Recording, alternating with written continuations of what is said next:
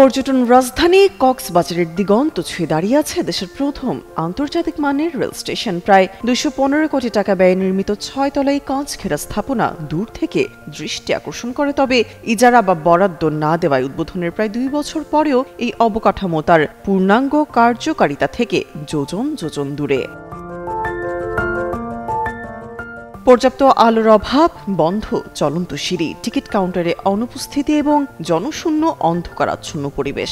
ঢাকা কক্সবাজার রুটে পর্যটক ও কক্সবাজার এক্সপ্রেসের আগমন বহির্গমন ছাড়া স্টেশনটির সুবিশাল পরিসর বর্তমানে কেবলই কাগজে কলমে সীমাবদ্ধ এক সম্ভাবনার প্রতীক। এই রেল স্টেশন পরিচালনায় প্রতি মাসে প্রায় ১০ থেকে ১২ কোটি টাকার বিশাল ইউটিলিটি ব্যয় বহনে অপারগতা প্রকাশ করছে খোদ রেলওয়ে কর্তৃপক্ষ। এমনকি দেশি একক কোনো প্রতিষ্ঠানের উপর ভরসা করতে রাজি নয় রেল মন্ত্রণালয়। এ পরিস্থিতিতে বিদেশি কোনো প্রতিষ্ঠানের হাতে কক্সবাজার রেল স্টেশনের পরিচালনার ভার তুলে দেওয়া হবে, এ নিয়ে আন্তর্জাতিক দরপত্র আহ্বানের প্রস্তুতি চলছে।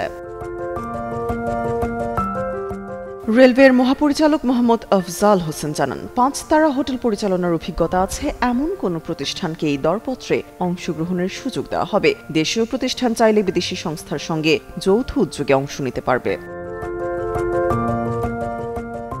২০২৩ সালের ডিসেম্বরে ট্রেন চলাচল শুরু হলেও এই বিশাল বিনিয়োগ থেকে এখনও কোনো ফলপ্রসূ প্রতিদান আসছে না। বুয়েটের যোগাযোগ বিশেষজ্ঞ অধ্যাপক মোহাম্মদ হাদিউজ্জামান এই পরিস্থিতিকে উদ্যোগের অভাব এবং পরিকল্পনাহীনতার ফল হিসেবে চিহ্নিত করেছেন। তার মতে, সঠিক পরিচালনা না পাওয়ায় শত কোটি টাকার এই সম্পদ এখন এক বিশাল বোঝায় পরিণত হয়েছে। সব ক্ষেত্রে কেবল বিদেশিদের উপর নির্ভরশীলতা পরিহার করে দেশীয় দক্ষ জনবল ও প্রতিষ্ঠান তৈরি করার উপরও জোর দিয়েছেন তিনি। তার মতে, এখন শুধু অপেক্ষা এই আন্তর্জাতিক দরপত্রের আহ্বান, পাশাপাশি এই আধুনিক স্থাপত্যকে জনমুখী করে তোলা।